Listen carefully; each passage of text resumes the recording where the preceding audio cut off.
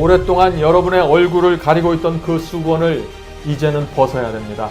더 이상 희미하고 막연하게 말씀을 보시면 안 되는 것입니다.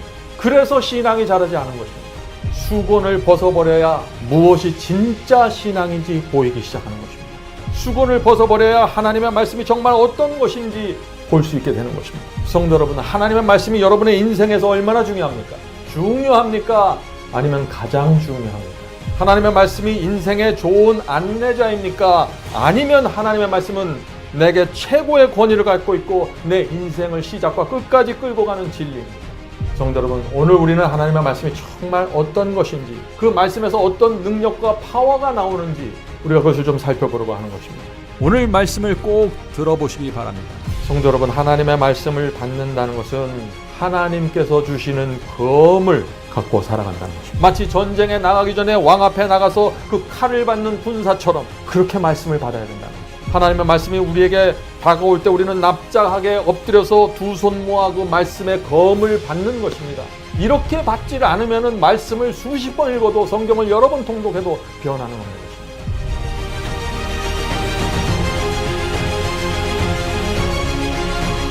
오늘 제가 나눌 말씀의 제목은 누가 감히 하나님의 말씀을 거절하는가입니다.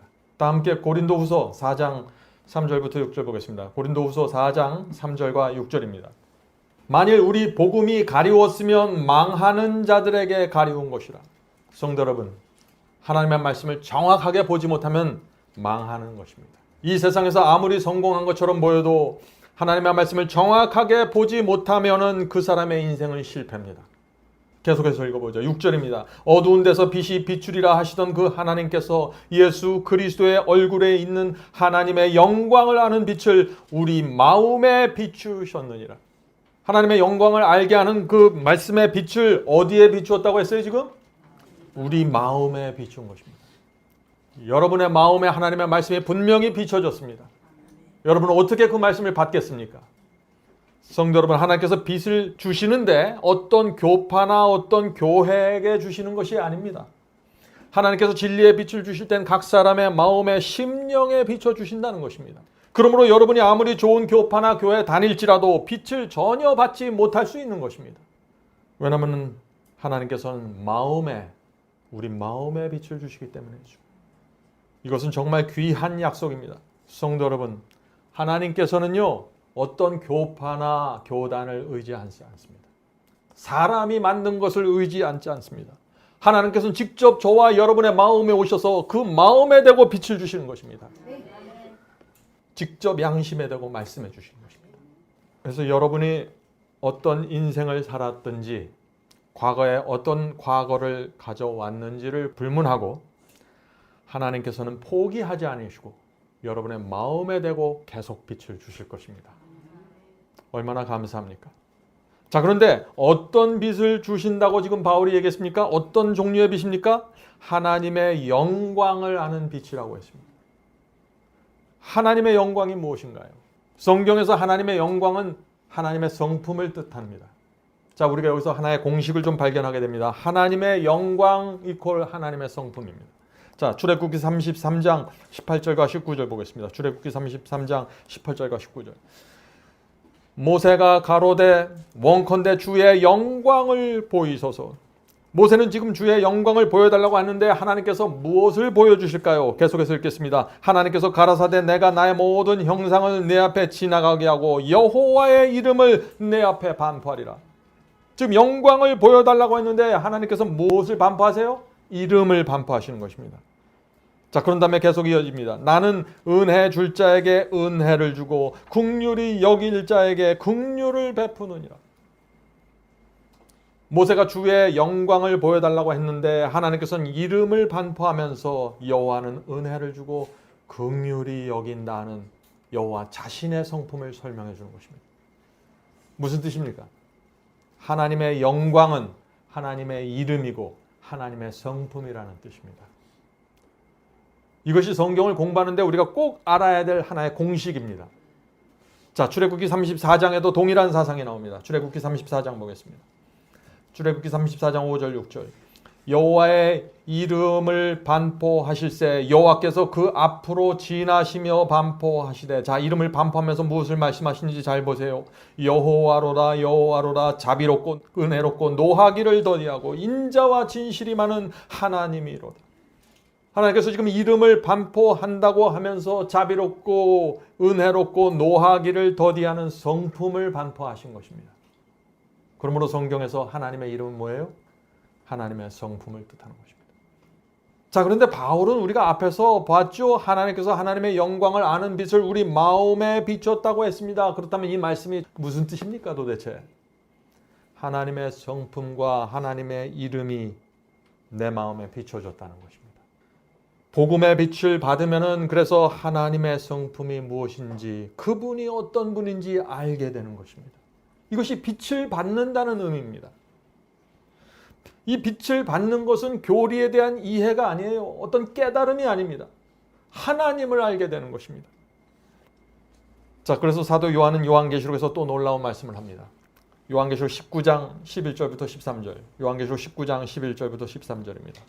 이건 그리스도께서 재림하시는 그 장면을 말하는 것이죠. 그리스도가 공의로 심판하며 싸우더라. 그 눈이 불꽃 같고 그 머리에 많은 면류관이 있고 그 이름 쓴 것이 하나 있는데 자기밖에 아는 자가 없고 또 그가 피 뿌린 옷을 입었는데 그 이름은 뭐예요? 하나님의 말씀이라 칭하더라. 자, 여기 우리는 또 하나의 공식을 발견하게 되는 것입니다. 하나님의 말씀 뭡니까? 이름입니다. 하나님의 이름. 그리스도의 이름입니다. 자, 지금 우리가 무엇을 하고 있는가요? 성경에 나오는 중요한 공식을 지금 만들어가고 있는 것입니다. 계시록 19장 15절 보겠습니다. 계시록 19장 15절. 그리스도의 입에서 날선 검이 나오니 그것으로 만국을 치겠고. 자, 그리스도의 입에서 나오는 이 날선 검이 무엇인가요? 그리스도의 입에서 나오는 날선 검, 하나님의 말씀입니다. 그러므로 우리는 이것을 정리하면 이런 공식을 만들 수 있는 것이죠. 하나님의 영광 이퀄 하나님의 성품, 하나님의 성품은 하나님의 이름이고 하나님의 이름은 하나님의 말씀이고 하나님의 말씀은 날선 검입니다. 날이 분명하게 서 있는 검이라는 뜻이죠. 성도 여러분, 그러므로 여러분이 하나님의 말씀을 이해하고 깨닫고 받는다는 것은 엄청난 것입니다. 말씀을 받는다는 것은 하나님의 영광을 받아들인다는 것입니다. 말씀을 받는 것은 하나님의 성품을 내 마음에 받는 것입니다. 하나님의 이름을 내가 받는 것입니다. 하나님 전체를 내가 받아들이는 것이에요. 성경 몇 장 몇 절을 받는 것이 아니에요. 착각입니다. 그것을 우리가 알면 어떻게 될까요? 우리가 말씀을 받을 때, 말씀이 내 앞에 올 때마다 두 손 들고 굴복하게 되는 것입니다. 주여, 제가 너무나 건방졌습니다. 말씀 앞에서. 저는 하나님을 몰랐습니다. 이 죄인을 용서해 주시옵소서. 오늘 많은 분들이 왜 하나님의 말씀을 수십 년 동안 읽는데 변화되지 않을까요? 그거야말로 이상한 기적이에요. 하나님의 말씀을 받을 때 하나님 전체가 내게 오는 것인데 어떻게 그런 일이 생길 수 있을까요? 성도 여러분, 오늘 이 시간에 우리는 이 하나님의 말씀이 지식과 교리가 아니라는 결론을 내려야 되는 것입니다. 말씀을 받는다는 것은 하나님을 받는 것입니다. 말씀을 거절한다는 것은 하나님을 거절하는 것입니다. 만약 우리가 하나님의 말씀을 거절하고 무시한다면 그것이 무슨 뜻이에요? 하나님의 영광을 내가 거절하는 것입니다. 하나님의 이름을 거절하고 성품을 거절하는 것입니다. 말씀을 거절한다는 것은 하나님과 온 하늘을 내가 거절한다는 것입니다. 그래서 말씀을 거절하면 구원을 잃어버리는 것입니다. 우리가 정말 이것을 안다면 누가 감히 말씀을 거절할 수 있을까요? 그래서 말씀을 거절하는 사람마다 두려워서 밤이나 낮이나 불안하게 되고 양심의 가책이 생기고 잠을 자지 못하고 입맛이 떨어져 버리는 것입니다. 전 제가 젊었을 때 이 하나님의 말씀을 거절했던 적이 있습니다. 잠이 안 옵니다. 내 인생이 불행해졌습니다. 하나님의 말씀 없으면 안 된다는 사실을 제가 알게 됐습니다. 성도 여러분, 하나님의 말씀을 받는다는 것은 하나님께서 주시는 검을 갖고 살아간다는 것입니다. 하나님의 말씀이 우리에게 다가올 때 우리는 납작하게 엎드려서 두 손 모아 그 말씀의 검을 받는 것입니다. 마치 전쟁에 나가기 전에 왕 앞에 나가서 그 칼을 받는 군사처럼 그렇게 말씀을 받아야 된다는 것입니다. 이렇게 받지 않으면 말씀을 수십 번 읽어도 성경을 여러 번 통독해도 변화는 없는 것입니다. 하나님의 말씀이 그냥 죽은 문자로 남아있게 되는 것이죠. 우리가 이렇게 말씀을 받아야 됩니다. 주여 주께서 주시는 이 말씀의 검을 제가 받겠습니다.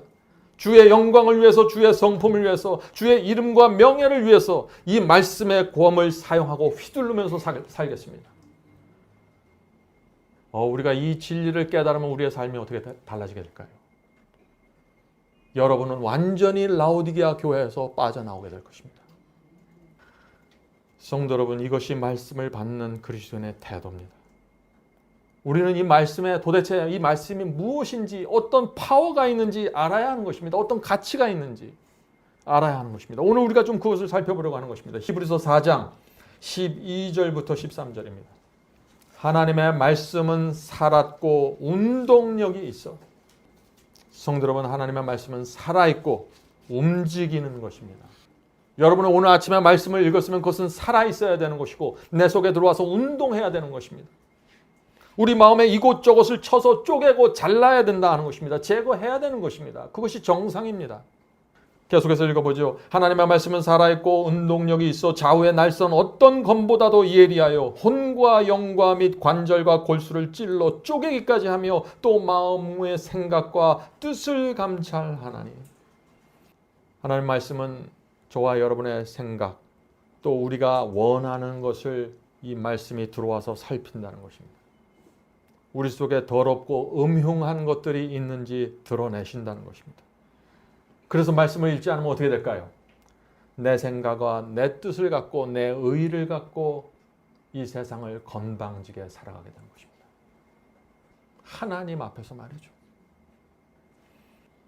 계속해서 읽겠습니다. 마음과 생각과 뜻을 감찰하나니 지으신 것이 하나라도 그 앞에 나타나지 않음이 없고 오직 만물이 우리를 상관하시는 자의 눈앞에 벌거벗은 것 같이 드러나느니라. 성도 여러분, 하나님의 말씀 앞에 가야만 우리의 진짜 모습이 보이는 것입니다. 왜 우리가 스스로 기만당하게 될까요? 말씀 앞에 가서 보는 게 아니라 내 이웃과 내 교인과 내 가족과 나를 비교하는 것입니다. 저 사람 앞에 가서 나를 보는 것입니다. 그럼 항상 나는 저 사람보다 좋아요. 그래서 자기 의를 갖고 잠자면서 살아가게 되는 것이죠. 그러므로 저와 여러분이 정말 내 자신을 보기 원하면은 하나님 앞에 서서, 말씀 앞에 서서 보아야 하는 것입니다. 자, 이 하나님의 말씀을 우리가 마음에 받아들이면 어떤 일이 생길까요?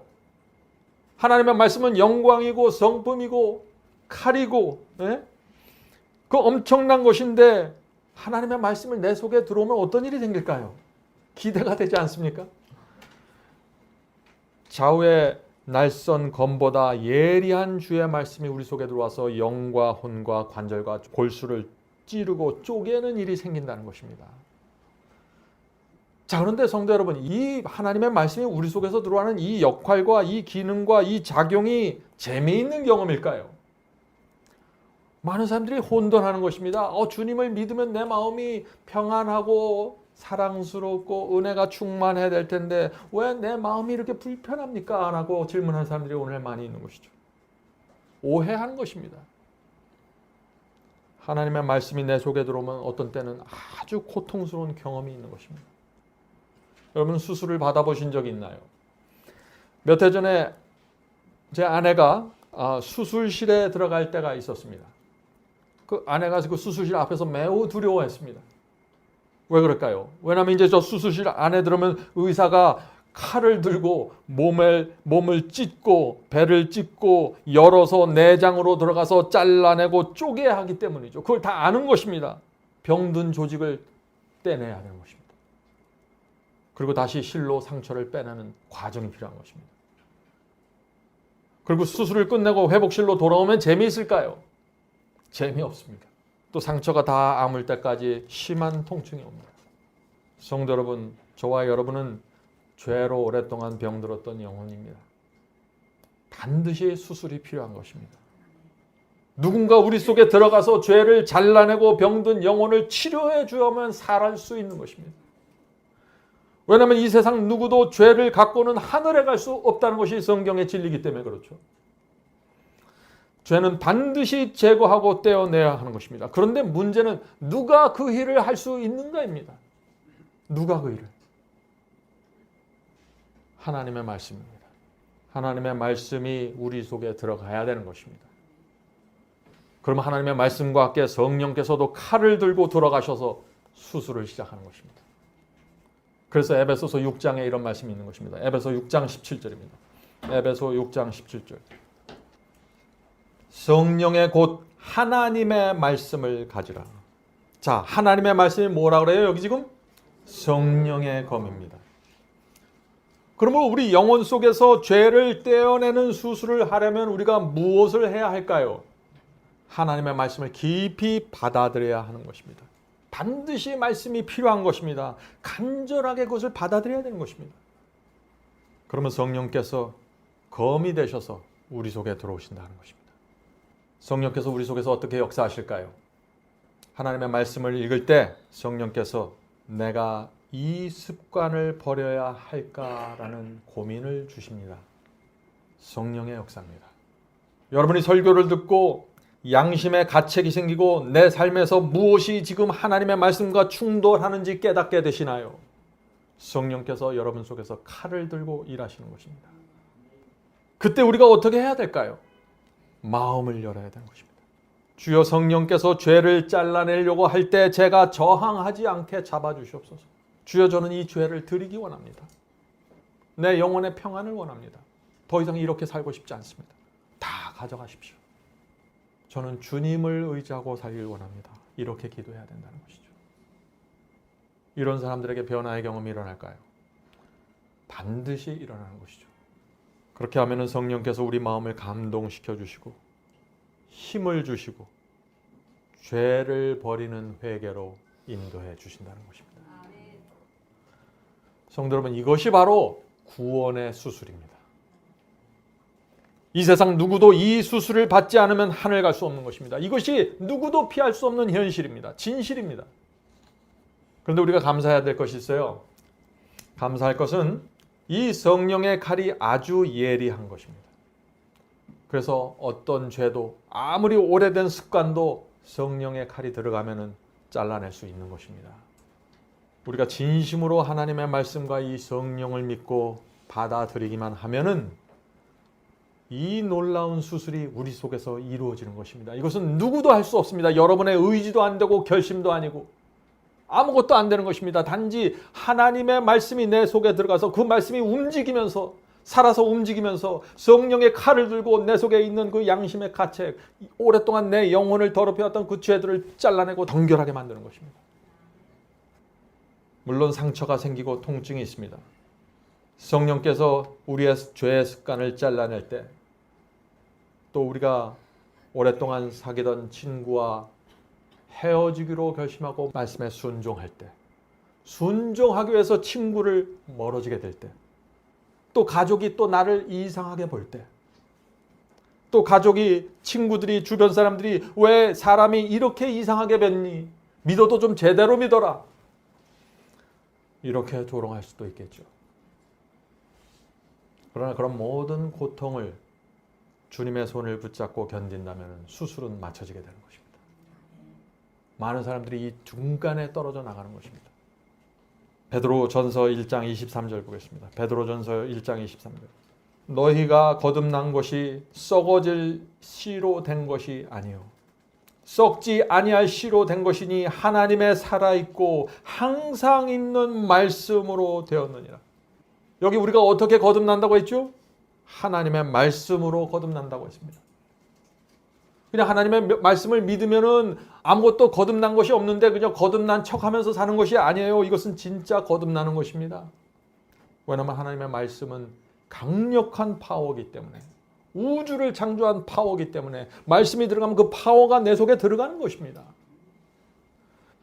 이 엄청난 파워를 받아들이거나 거절할 수 있는 사람이 있는데 그것이 바로 납니다. 이 하나님의 말씀은 자기 마음대로 하지 않습니다. 강요하지 않아요. 하나님의 말씀이 내 속에 들어가면 내 앞에서 하나님의 말씀이 기다리는 것입니다. 내가 이 말씀을 받을지 거절할지를. 받으면 수술이 시작되고 거절하면 거기서 끝나는 것이에요. 하나의 지식과 교리로 말씀은 남게 되는 것입니다. 거절하면 어떻게 될까요? 하나님의 말씀은 파워이기 때문에 받든지 거절하든지 결과가 생깁니다.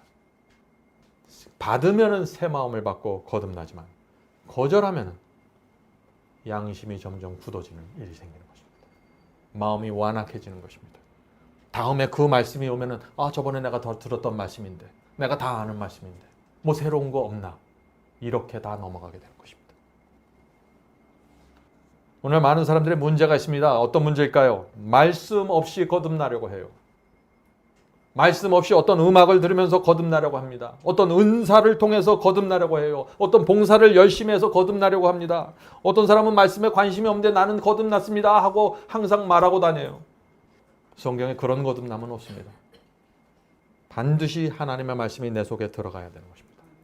말씀이 마음과 양심 깊이 들어가야 되는 것입니다. 내가 전적으로 그 말씀을 받아들여야 되는 것입니다. 자, 그렇게 내가 말씀을 전적으로 받아들였을 때 어떤 변화가 생길까요? 우리 마음속에 전혀 다른 일들이 생기는 것입니다. 전에는 이 세상이 원하는 대로 내가 살아가는 것이 가장 안전하고 당연하다고 생각했어요. 이 세상이 가는 길을 걸어가는 것이 나에게 최선이라고 생각했습니다. 그것이 상식이라고 믿었어요. 수십 년 동안 그렇게 믿어왔어요. 그런데 하나님의 말씀이 내 속에 들어가서 새겨지면은 이 길이 아니구나 하는 확신이 생기는 것입니다. 세상과 함께 가는 길이 얼마나 위험하고 허탄한지 깨닫게 되는 것입니다. 인생관과 철학과 이 생각이 완전히 달라져 버리는 것입니다. 기적입니다, 이것이. 그래서 진심으로 우리가 하나님의 말씀을 받아들이고 굴복할 때 말씀이 나를 인도하는데 억지로 끌려가는 것이 아니라 내 마음이 그 말씀과 완전히 동의하기 때문에 신이 나서 따라간다는 것입니다. 이것이 좁은 길입니다. 세상 사람들이 볼 때 좁아 보이는 것이죠. 그러나 이 길을 걷는 사람들은 하늘이 주는 확신을 갖고 걸어가는 것입니다. 얼마나 감사합니까? 성도 여러분, 말씀의 파워를 이해하셔야 됩니다. 성령의 검을 받는 것입니다. 말씀을 받을 때 성령의 검을 받는 것입니다. 지금 여러분의 생애에서 이 말씀과 성령의 역사가 이루어지고 있습니까? 여러분이 마지막 사명을 통해서 수많은 말씀들을 받아왔는데 그 말씀이 살아있는 성령의 검이 돼서 여러분을 쪼개고 잘라내고 있냐 하는 얘기입니다. 말씀으로 거듭나면은요, 인생의 방향만 바뀌는 것이 아니에요. 그것은 시작에 불과합니다. 훨씬 더 놀라운 경험들이 일어나는 것입니다. 저는 저희 교원들 모두 금년에 더 높은 경험으로 올라가게 되길 바랍니다. 자, 더 높은 경험 이것입니다. 에스겔서 36장 25, 27 맑은 물로 너에게 뿌려서 너희로 정결케 하되 곧 너희 모든 더러운 것에서와 모든 우상을 섬김에서 너희를 정결케 할 것이며. 자, 말씀이 우리 속에 들어가면은 어떤 일이 생긴다고 했어요? 우리의 영혼이 정결하게 된다고 했습니다. 말씀과 맞지 않는 것들이 다 튕겨서 나가버리기 때문이죠. 말씀은 파워이기 때문에 그런 것입니다. 그래서 우리의 마음과 동기와 목적이 달라지게 되는 것입니다. 정결하게 되는 것입니다. 더러운 우상, 죄된 계획이 밀려나는 것입니다. 파워에 견디질 못해서 밀려나는 것이 정결하게 되는 경험입니다. 이것이. 계속해서 읽겠습니다. 또 새 영을 너희 속에 두고 새 마음을 너에게 주되 너희 육신으로 굳은 마음을 제하고 부드러운 마음을 줄 것이며 또 내 신을 너희 속에 두어 너희로 내 율례를 행하게 하리니 너희가 내 규례를 지켜 행할지니라. 성도 여러분, 이것은 여러분이 노력해서 만들어내는 것이 아니에요. 이것은 하나님의 약속이에요. 이 약속을 믿으셔야 되는 것입니다. 성도 여러분, 이런 역사가 구약시대 이스라엘 사람들에게만 일어나는 것일까요? 아니죠. 지금 저와 여러분에게도 날마다 이루어질 수 있는 것입니다. 여러분이 말씀을 듣고 설교를 들을 때 이런 역사를 간절히 바라면서 말씀을 받아야 하는 것입니다. 성경을 읽으십니까? 간절한 심령으로 그 말씀을 읽으시고 받으셔야 되는 것입니다. 하나님의 약속을 붙잡고 말이죠. 많은 분들이 이런 질문을 합니다. 내가 어떻게 하나님의 말씀에 굴복할 수 있습니까? 어떻게 하나님의 말씀 하나하나를 생각하면서 순종할 수 있나요? 이렇게 하라 저렇게 하라는 이 하나님의 말씀과 계명이 많은데 어떻게 내가 그 모든 말씀에 순종할 수 있습니까? 라는 질문을 던집니다. 혹시 여러분 중에 이런 의문을 가진 적이 있습니까? 이 질문은 중요한 질문입니다. 저는 간단하게 대답을 드립니다. 이런 질문에 대해서. 하나님의 말씀을 간절한 심령으로 먼저 받으셔야 됩니다. 그러면은 성령께서 그때그때 가르쳐 주십니다. 성령께서 내 마음에 담겨져 있는 이 말씀을 근거로 언제 어떻게 내가 주님을 따르고 순종해야 될지 가르쳐 주십니다. 상황마다 지혜를 주십니다. 그러므로 다른 거 염려하지 말고 내가 어떻게 그것을 다 따르냐 염려하지 말고 성경 말씀을 온 마음으로 받는 일에 집중하십시오. 여기까지가 여러분의 목입니다.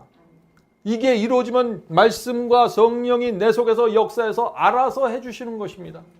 내 마음에 부담을 주고 확신을 주고 잘라내시는 일을 하고 많은 분들이 하나님께서 하실 일을 자기 일로 착각해서 근심걱정하고 있어요. 날마다. 잘못된 것이죠. 성도 여러분, 이 하나님의 말씀을 깨닫고 우리가 받아들이잖아요. 성령의 역사가 아주 구체적으로 이루어집니다. 혼돈할 수가 없어요. 성령께서 여러분에게 와서 그 죄를 달라고 요구하십니다. 아주 분명하게 알아들을 수 있는 마음의 확신으로 말씀하세요. 그 악한 습관을 달라고 요구하시는 것입니다. 우리가 말씀을 받아들일 때 내가 붙잡고 있는 이 못된 성품과 고집을 달라고 이 성령께서 아주 구체적으로 지적하면서 요구하십니다. 성도 여러분 아세요? 이것이 성령께서 우리를 정결케 하는 과정입니다. 성도 여러분, 여러분은 이런 성령의 요구를 여러분의 생애 속에서 받으신 적이 있나요? 하나님 앞에 정직하기 원하는 성도라면 누구나 이 성령의 요구를 받으셨을 것입니다. 성령께서 요구하실 때 우리가 어떻게 반응해야 될까요? 결정해야 됩니다. 내가 성령의 요구를 받아들이든지 그래서 굴복하든지 거절하든지 결정하셔야 돼요. 그냥 그 상태 그대로 음성을 들으면서 요구를 들으면서 살아가지 마세요. 굉장히 위험한 것입니다. 그것은. 여러분이 정말 정결케 되기를 원한다면 성령께서 요구하실 때 주여 제가 드리겠습니다. 굴복해야 되는 것입니다. 이것이 변화입니다. 이렇게 드리는 경험 없이 이 세상 누가 변화될 수 있을까요? 하나님의 말씀이 와서 성령께서 내 속에 들어와서 구체적으로 알려주면서 이렇게 하라 저렇게 하라 다 말씀해 주시는데 내가 그것을 드리지 않고 결정하지 않으면 누가 변화될 수 있을까요? 성도 여러분, 이 거듭남과 성화는요 막연한 것이 아니에요. 하나님께서 내 속에 들어와서 직접 일하시는 것입니다. 그것을 약속해 주시는 것이에요. 그런데 성도 여러분 염려하지 마세요. 성령께서는 여러분의 가지고 있는 거 다 뺏어가는 분이 아니에요. 성령께서는 우리에게 조금이라도 유익이 되고 구원 얻는데 조금이라도 도움이 되면은 달라고 하지 않으십니다. 아무 염려하지 마세요. 성령께서는 우리를 불행하게 만드는 분이 아니에요. 우리의 행복에 조금이라도 도움이 되면 어떤 것도 포기하라고 요구하지 않으십니다. 그것은 누리라고 권해주십니다. 누려라. 성령께서는 그래서 전적으로 우리의 행복과 구원을 위해서 역사하신다는 사실을 여러분 잊지 마세요. 어떤 분들하고 대화하면은요, 마치 성령은 우리를 괴롭히는 분처럼 그렇게 착각하고 얘기를 하더라고. 그런 분들은 신앙이 성장할 수가 없습니다. 성도 여러분, 성령을 신뢰하셔야 됩니다. 왜냐하면은 성령께서는요, 어떤 때는 참 어려운 요구를 하세요, 저에게. 어떤 때는 내게 가장 소중한 것을 달라고 말씀하십니다. 어떤 때는 내 직장을 달라고 요구하시고 어떤 때는 내 가족과 친구를 달라고 요구하세요. 그런 것들을 제단 위에 올려놓고 태우라고 요구하십니다. 그런데 성령께서 왜 그런 요구를 하실까요? 우리를 불행하게 만들기 위해서요? 아니죠. 그것이 나에게 우상이 될 수 있다면, 구원의 걸림돌이 될 수 있다면 달라고 하시는 것입니다. 한 번은 제가 이런 질문을 받았습니다. 마지막 사명에서는 하나님께 마음과 생애를 바치라는 말씀을 강조하는데 그 말씀이 무슨 뜻입니까? 성경은 값진 진주를 발견한 상인은 모든 것을 팔아서 그 진주를 샀다고 했는데 어떻게 내가 모든 것을 다 하나님께 드릴 수 있습니까? 라는 질문입니다. 성도 여러분, 우리가 하나님께 우리의 마음과 생애를 바친다는 것이 무엇인가요? 우리가 정확하게 이해하셔야 돼요. 하나님께 내 마음과 생애를 바친다는 것은 내가 말씀을 읽고 깨닫고 그 말씀을 확신했을 때 성령께서 내 속에 들어오셔서 어떤 것을 요구하실 때 그 요구하는 것을 드리는 것입니다. 그것이 다 판다는 의미입니다. 성령께서 요구하실 때 하나씩 순종해 나가는 것이 마음과 생애를 드리는 것입니다. 하나님께서는 시작부터 모든 것을 다 달라고 요구하지 않으세요. 그렇게 요구해봤자 우린 이해하지도 못하고 드릴 수도 없는 것입니다. 그래서 성령께서 우리의 처지와 상황을 보면서 하나하나 요청해 나가는 것입니다. 이것은 중요한 진리입니다. 많은 경우에는요, 성령께서 나에게 가장 가까이 있고 내가 가장 아끼는 것을 달라고 요구하십니다. 저는 이런 요구 여러 번 받았어요. 그때 제가 성령께 드리고 굴복하면은 그것이 마음과 생애를 드리는 것입니다. 제 마음속에 하늘이 주는 평강과 은혜로 충만하게 되는 것입니다. 우리가 이런 그리스도인의 생애로 들어갈 수 있을까요? 물론 이것은 아무에게나 가능한 것은 아닙니다. 그런데 우리가 정말 주님을 사랑하고 하나님의 말씀이 이 우주에서 가장 높은 권위를 갖고 있고 성령의 검이 내 속에 들어와서 나의 행복과 구원을 이루는데 반드시 필요하다는 사실을, 진리를 내가 진심으로 동의하면 성령께서 요구하실 때 내가 붙잡고 있는 것을 내려놓게 된다는 것입니다. 그것이 나를 하나님께 드리는 경험입니다.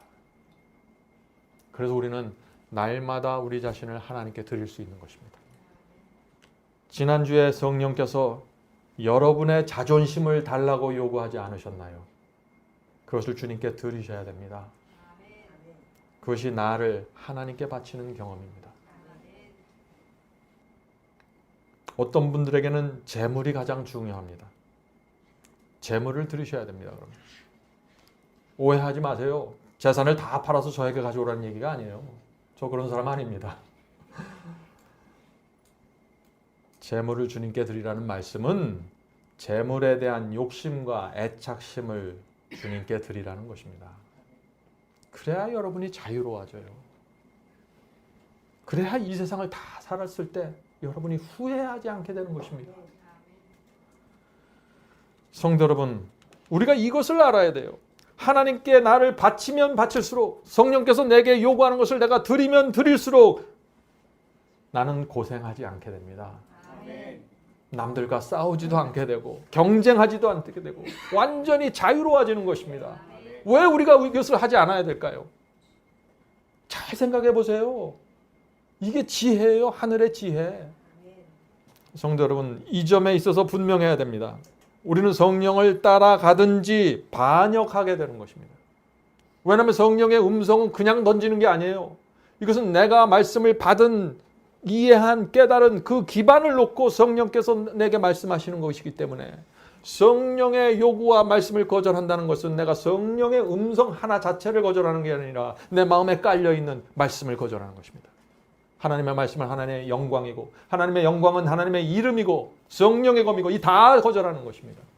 오늘날 사람들이 이 사실을 알면은 말씀을 거절할 수 있을까요? 불가능한 것이죠. 둘 중 하나입니다. 두 주인을 섬길 수 없는 것입니다. 어떤 분들은 이런 질문을 합니다. 저도 한때 이런 질문을 했습니다. 지금 내 속에서 올라오는 이런 생각이 성령의 음성인지 내 인간적인 생각인지 어떻게 합니까? 하는 질문이죠. 그런 생각 해보지 않으셨어요? 중요한 질문입니다. 이것은 제가 말씀드렸지만은 성령께서는 하나님의 말씀을 근거로 요구하십니다. 내가 깨달은 말씀, 내가 받은 빛을 근거로 성령께서 내게 말씀하십니다.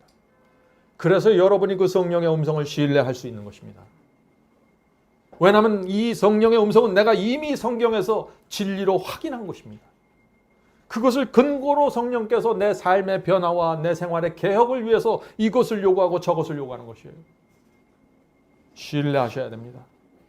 내가 깨달은 빛, 내가 확신한 진리를 근거로 성령께서 이것을 요구하고 저것을 달라고 말씀하시는 것입니다. 그래서 우리가 성령을 분별할 수 있는 것입니다. 성령의 뜻을. 오늘 많은 분들이 성령 하면은 굉장히 막연하고 뜬구름 잡는 것으로 이해하죠. 그것이 아니에요.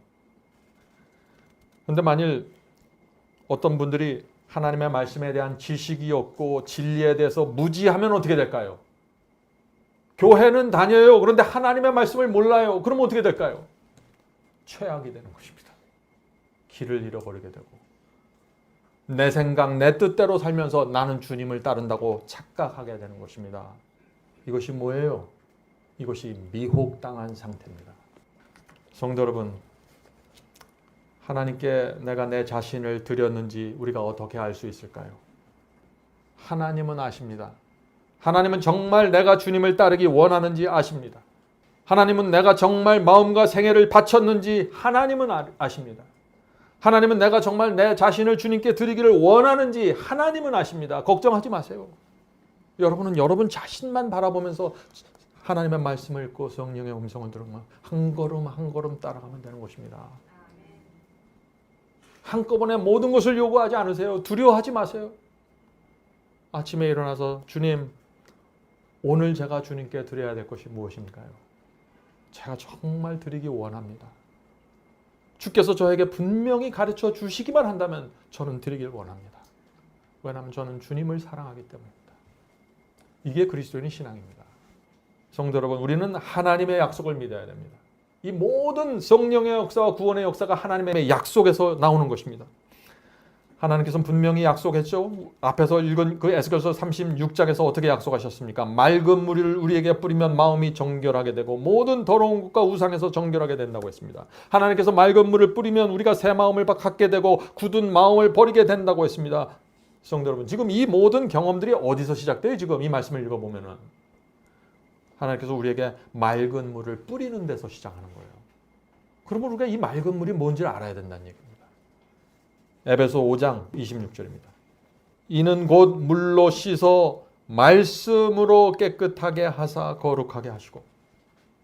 성도 여러분, 하나님께서 맑은 물을 뿌리신다는데 그 맑은 물이 뭐예요? 하나님의 말씀입니다. 말씀으로 깨끗하게 되고 말씀으로 거룩해지는 것입니다. 모든 것은 하나님의 말씀을 받아 먹는 데서 시작되는 것입니다. 말씀은 파워입니다. 여러분, 오늘 이 시간에 딱 한 가지만 제가 부탁드립니다. 하나님의 말씀은 파워입니다. 이것이 들어가야 역사가 되는 것입니다. 우리가 말씀을 온 마음으로 받아들여야 되는 것입니다. 그래야 죄가 물러나고 마음이 정결해지는 것입니다. 자, 어떻게 하면 우리가 말씀 위에 서서 굳게 살아갈 수 있을까요? 많은 분들이 이런 질문을 하죠. 목사님, 제가 여러 가지 말씀을 들었는데 그 말씀대로 살 수가 없습니다. 말씀은 다 이해하겠는데 깨달았는데 말씀대로 살 수가 없습니다. 왜 그럴까요? 성도 여러분, 말씀으로 여러분의 영혼을 채워야 됩니다. 말씀에 대한 확신이 차고 넘쳐야 돼요. 그때까지 말씀을 계속해서 마음에 퍼부어야 되는 것입니다. 여러분들은 수십 년 동안 애굽에서 살아왔습니다. 바벨론에서 살아왔어요. 잘못된 사상과 생활 습관에 묶여있던 사람들이에요. 그 사람들이 홍해 건넜다고 해서 갑자기 뭐가 달라져요? 40년 동안 하나님께서 그들을 끌고 가시는 것입니다. 계명을 주시고 성소를 주시면서 이거 바꿔라 저거 바꿔라 하시면서. 그래서 시내산 앞에서 수많은 생활 양식이 들어오는 것입니다. 오늘날 그리스도인들은 이것을 이해하지 못하죠. 왜 하나님께서 그런 자세한 것까지 타치하느냐? 다른 거 생각하지 마세요. 하나님의 말씀을 온 마음으로 받아들이시고 말씀을 내 마음에 채우세요. 채우고 누르고 밟으세요. 그러면 그 하나님의 말씀이 여러분의 옛 생애를 밀고 밀어서 내칠 것입니다. 그것이 제 경험이었어요. 이런 사람들에게 성령의 역사가 분명하게 이루어지면서 거듭나게 되는 것입니다. 하나님의 말씀이 들어오면 처음에 어떤 사람들은 저항하죠. 저도 그랬습니다. 그럼에도 불구하고 저는 주 앞에 굴복하고 말씀을 계속 퍼부었어요. 나중에는 이 말씀에 대한 확신이 차버려서 다른 것을 할 수 없더라고요. 그렇게 되셔야 돼요. 그것이 말씀의 능력입니다. 말씀이 내 속에 채워지면 죄가 싫어지게 되고 세상에 대한 관심도 사라지게 됩니다. 영적으로 자연스럽게 성장하는 것입니다. 말씀을 읽지 않는 사람들이 성장을 기대해요. 자꾸. 안 되는 것이죠. 잊지 마세요. 하나님의 말씀이 뭐예요? 하나님의 영광입니다. 하나님의 말씀은 하나님의 이름이고 명예입니다. 하나님의 말씀은 성령의 검이라고 했습니다. 말씀을 통해서 이 모든 것을 받아들이는 것입니다. 그래서 이 모든 것이 영광과 이름과 명예와 성령의 검이 내 속에 들어와 버리면은 그 다음부터는 자연스럽게 거듭나고 새 마음을 받고 내가 갈 길이 보이는 것입니다. 다른 것은 보이지 않게 되는 것입니다. 성도 여러분, 우리 영혼 속에 말씀이 채워지지 않으면요 아무것도 안 됩니다. 그냥 교회 나오고 기도드리고 헌금 내고 돌아가고 밥 먹고 다시 오는 것입니다. 어떤 집사님이 늘 제게 이런 염려를 했습니다. 목사님, 저는 언제나 성화될까요? 내가 언제나 변화될까요? 제가 교회 다닌 지 수십 년이 됐는데. 저도 이런 똑같은 고민을 했어요.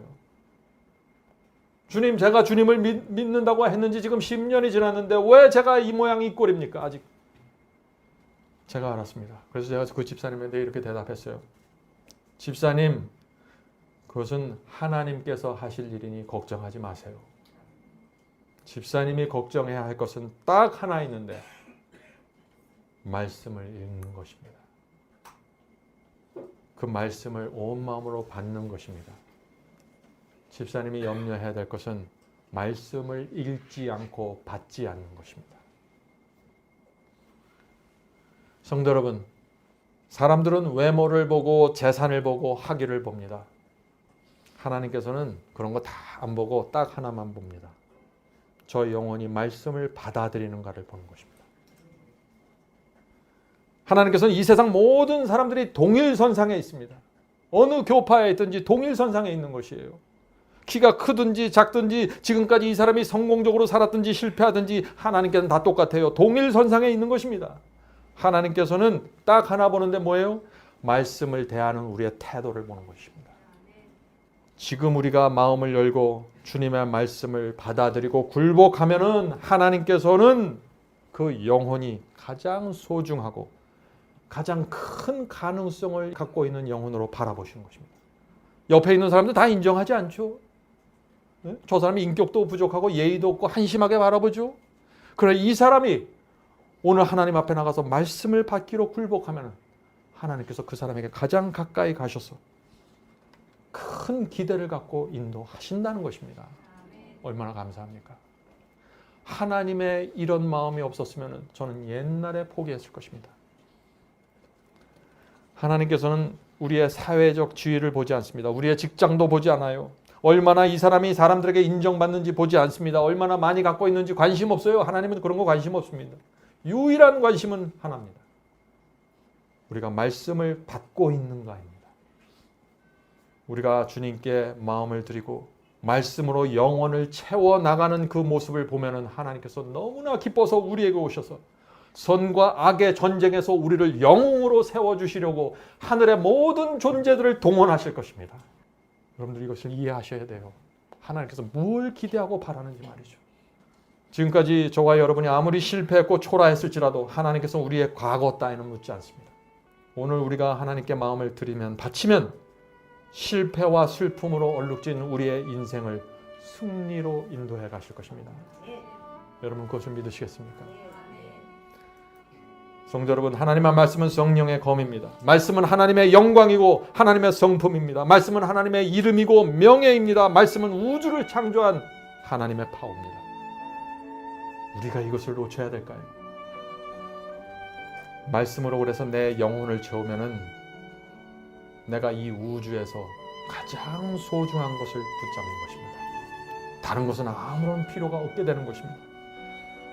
아무것도 부러울 것이 없게 되는 것입니다. 그런 사람들은 이 세상에 살지만 하늘의 사람처럼 살아가게 되는 것입니다.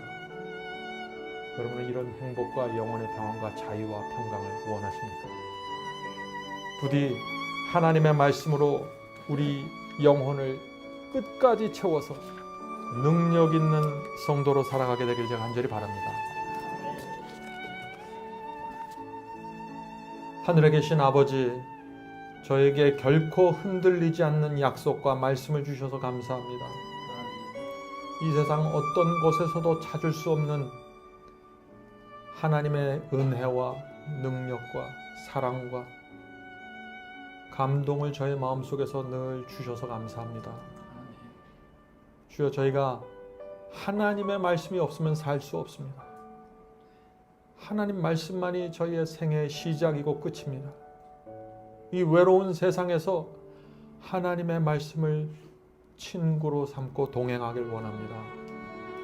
도와주시옵소서. 말씀을 대하는 저희의 태도와 자세가 달라질 수 있도록 도와주시옵소서. 이것이 하나의 문자가 아니라는 사실을 알게 깨닫게 해주시옵소서. 살아계신 하나님의 말씀이 저희 속에 들어올 때 성령께서 칼을 갖고 움직이시고 죄를 잘라내고 구원의 역사를 이루신다는 이 진리 앞에 저희가 엄숙하게 설 수 있도록 도와주시옵소서. 하늘에 계신 아버지, 오늘 저희가 저희의 마음을 드리길 원합니다. 오랫동안 주님을 믿었지만 오늘 이 자리에서 다시 저희의 생애를 주 앞에 드리길 원합니다. 받아주시옵소서. 하나님의 말씀을 이제부터는 하나님의 영광으로 받아들이길 소원합니다. 주께서 들어오셔서 주께서 원하시고 목적하시는 일을 저희 속에서 이루어 주시옵소서. 이 모든 말씀 예수님의 이름으로 간절히 기도드립니다.